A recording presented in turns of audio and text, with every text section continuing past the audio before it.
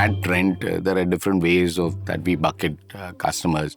The marketing team buckets them in terms of recency, frequency. The buyers look at them from a fashionability and a value point of view. I have a very simple understanding. I believe my customer is the young and the young at heart. When I joined in the year 99, we had very basic stores. I went to Bangalore. I was trained at the first Westside store in Commercial Street. Beautiful experience. Very basic stores. It was mostly displays that were product-led. So you would have all your blouses, all your T-shirts together. There was no lifestyle experience at that point in time, just product displays.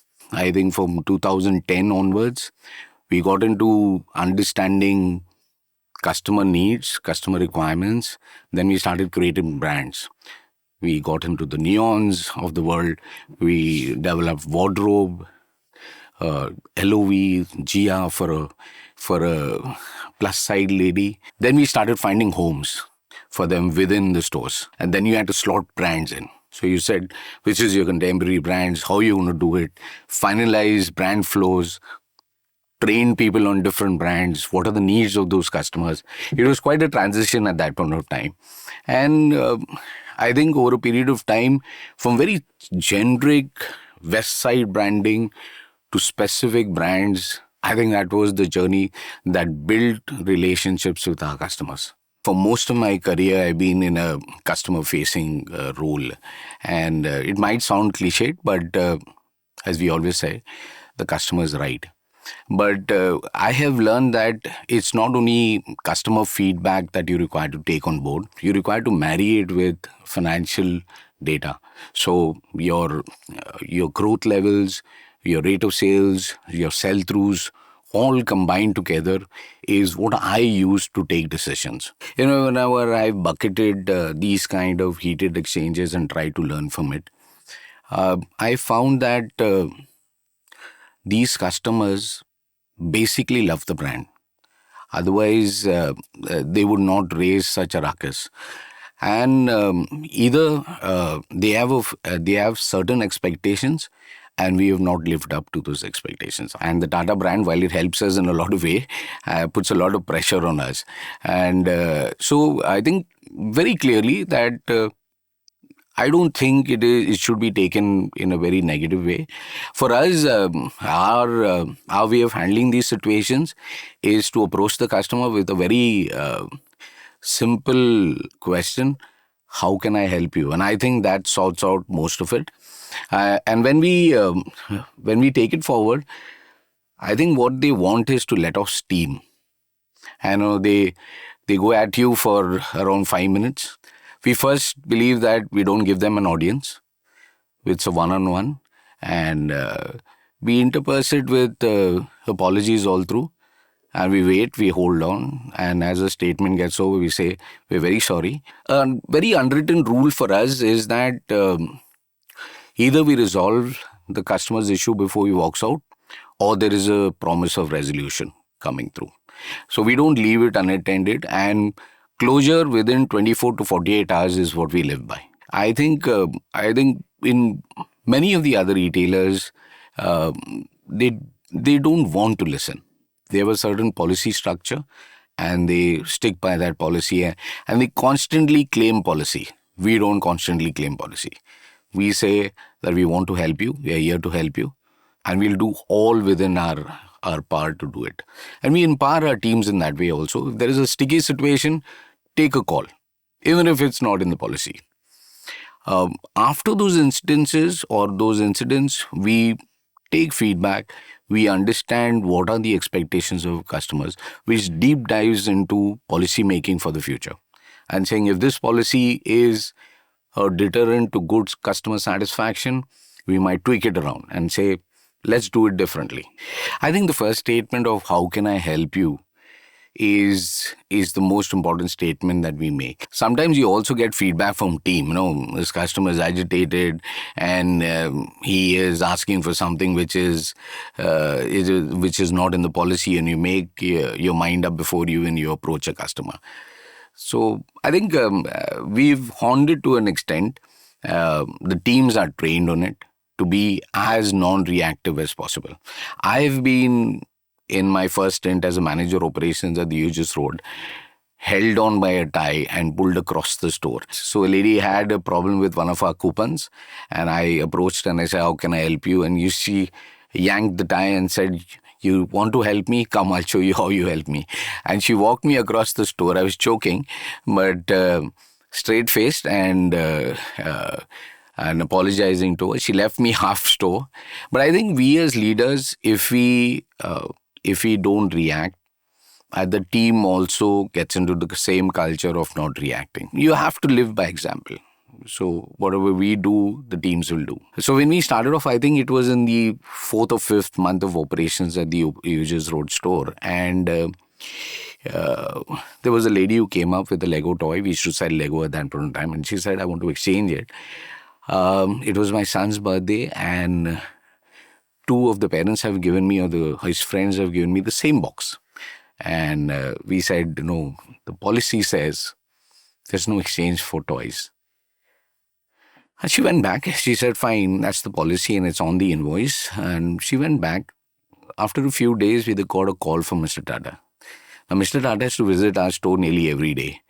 And he said, "Bryan, you and the lady who was my assistant manager operation that point of time, come and meet me at Bombay House." So we went and met him. And at that point of time, he told us that, he met this lady at a party. And she was telling him that, and that I had these two boxes, they handle it very well, but you should look at your policy. He narrated to us his experience at Marks and Spencer. He used to visit London at that point of time. We didn't have a Marks and Spencer in India at that point of time. He used to visit the Marble Arch Marks and Spencer, and he said, "I go there every 6 months, Bryan. I buy, and I can go back there and I can exchange." So he said he gave an example of a pair of denims that he had bought for his wife. It was not fitting. He went back. They just told him, "So keep the garment here, go and select and come back." And he said, "Bryan, I felt that there was so much of trust and confidence that they built in me during that experience." So for me, it's an opportunity. I believe I've done my job. That right through the process of selling, I have built trust and confidence. And you can come back and you can exchange, you can take a cash refund. And yes, there are downsides to it, but it's a very small percentage. And for me, there's a lot of feedback that we get from a quality size, from a specs perspective, that feeds into our quality teams. And we have done, if we get returns of over a certain percentage, we pull back the whole option. So we encourage people to come back. We embrace it. Many of the retailers don't do it because they feel, it eats into sale and people take advantage of it. We look at it as an option. It is one more visit for me. I get a product back, and the lady is not going to travel 2 or 3 kilometers just to get back that one piece. She is going to spend some time in my store. No questions asked policy is an unwritten policy with all of us. There is nothing written in our stores which says there's a signage which says you can bring back and you can take without. But over a period of time, customers know that we have a no questions asked policy. They trust us and have confidence, and they walk in, they can exchange, they can take a cash refund. Customers, when they want to come and exchange, at that point in time, it was a task. So you would prepare yourself before coming to a store. With all the retorts that you could give somebody at the customer service desk to say, "I wanted exchange. This I didn't like, or this color's faded." And we are continuously telling her, "Madam, go and exchange, go and exchange." And she keeps narrating it. Now that's confidence, where she goes back, and I believe she's sitting with her friends in the evening and saying, "I had the best experience of an exchange with Westside." And it differentiates Westside from all the other retailers. See, we are present across most of the states in India. So by now, we are at 233 stores. That's enough of learning from each state. So when we open a new store, there is enough of data that we have that tells us what's working for us, what's not working, what are the size sets that we require. We tweak around, we optimize space, the ratio packs are different. And whenever we plan store, we We have 38 brands that we have. So we have that bouquet of brands. We sit and we decide this is going to be there, this is not going to be there. And while the layouts of our store will look similar to you, the spaces will differ. So you'll have a large neon in a very young city like Indore and Jaipur, and Bombay, which is very contemporary. You might have a smaller neon in Hyderabad. And so all those things we play around, which is for a lay customer, you will not even notice it. So every 6 months, we sit back, look at the brands we have got in the store, what is working for us, what is not working for us. We call it the space range display department, who constantly is monitoring what's working and what's not working. And that's how we tweak around. It might be assortments, it might be lesser options going to those stores, a bigger assortment in some stores, ratio packs, size sets differences is all there. It's part of it. Otherwise, you can't cater to India because every state is very, very different from the other one. See, we are on a journey of building beautiful stores, and we are continuously iterating our store designs. We want to put our best foot forward. The aspiration, look and feel of our stores are constantly going to be changing. And we believe that as customers evolve, we require to evolve. We've gone through 3 iterations of store designs. We've got a 4th one up and running. We select stores and buildings that have character, which are in sync with our brand.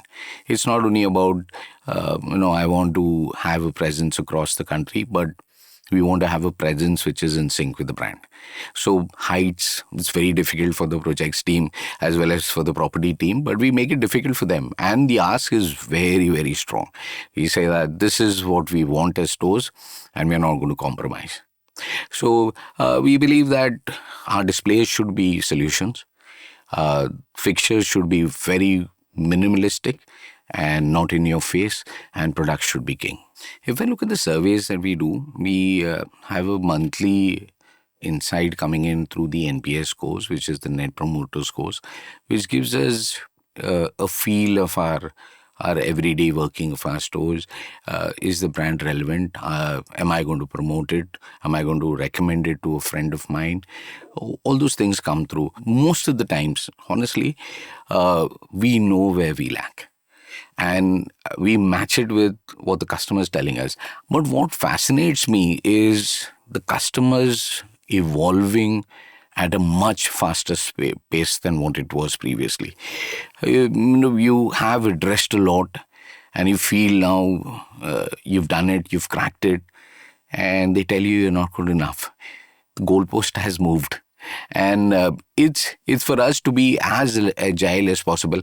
I believe that if we don't have agility, we don't innovate, and we don't experiment, we will not survive. So I think that what is fascinating when I hear customers telling me, we've done trial room designs, we've done cashiering designs, we've done stores, but they're so well traveled, they've seen the best, and they tell you, why should I not expect you, being one of the best retailers in India, to have the same experience in your store?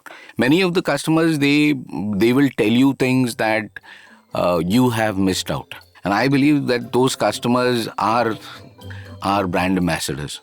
And if we listen to them, I think we're going to be very successful even in the future.